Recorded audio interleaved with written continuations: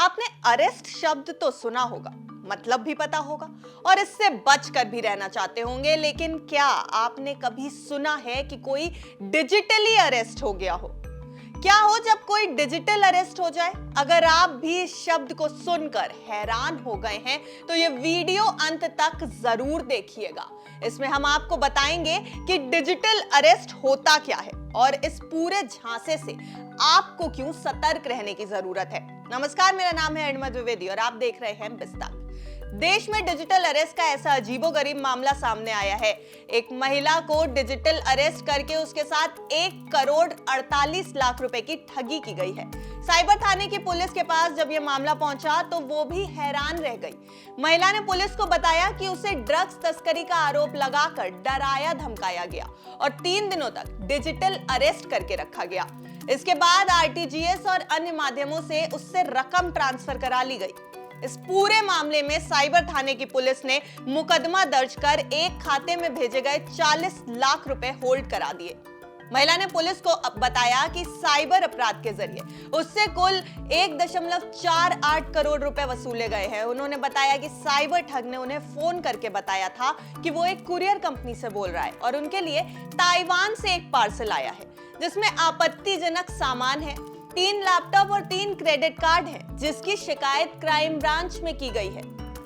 इस कॉल के बाद एक शख्स ने उन्हें क्राइम ब्रांच का डीजीपी बनकर वीडियो कॉल भी किया और धमकाते हुए जेल भेजने की बात की गई।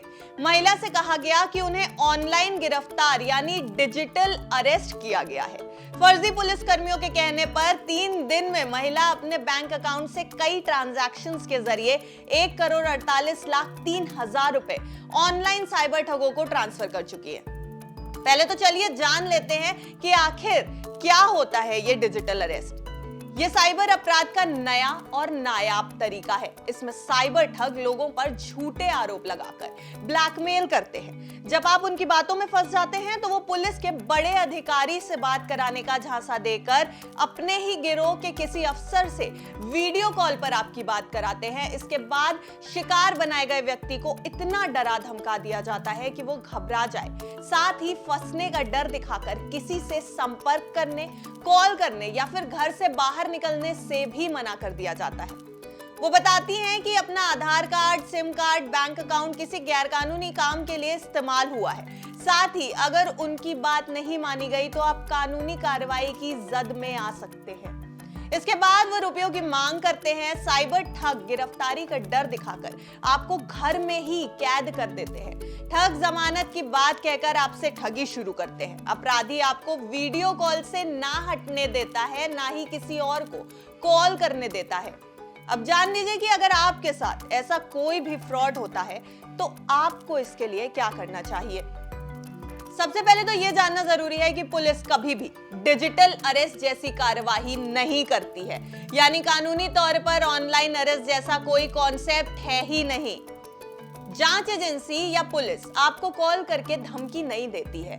जांच एजेंसी या पुलिस कानूनी प्रक्रिया के तहत कार्रवाई करती है। अगर आपको भी डराने या धमकाने के लिए किसी तरह के कॉल आते हैं तो आप तुरंत इसकी सूचना स्थानीय पुलिस को दें। अगर आपको कोई किसी खास एजेंसी जैसे सीबीआई या इनकम टैक्स डिपार्टमेंट का अधिकारी बताकर आपसे बात कर रहा है तो आप उस एजेंसी के नंबर पर कॉल करके इस बात की जानकारी दे सकते हैं और उनसे मदद भी मांग सकते हैं। और सबसे जरूरी बात, जब कोई आपको कॉल पर आपसे पैसों से लेन देन की बात करे तो आप वो बात बिल्कुल भी ना करें, अपनी निजी जानकारी बिल्कुल भी शेयर ना करें। अगर इसके बावजूद आपके साथ साइबर फ्रॉड होता है तो आप 1930 नेशनल साइबर क्राइम हेल्पलाइन पर कॉल करके तुरंत इसकी शिकायत दर्ज कराएं। आज के डिजिटल वर्ल्ड में साइबर थेफ्ट या ऑनलाइन ठगी के अलग अलग तरीके सामने आ रहे हैं। ऐसे में आपको बेहद सतर्क रहने की जरूरत है। ये खबर हमने आपकी जानकारी के लिए बनाई है। जानकार बनकर और सतर्क रहकर आप अपनी मेहनत की कमाई गंवाने से बच सकते हैं।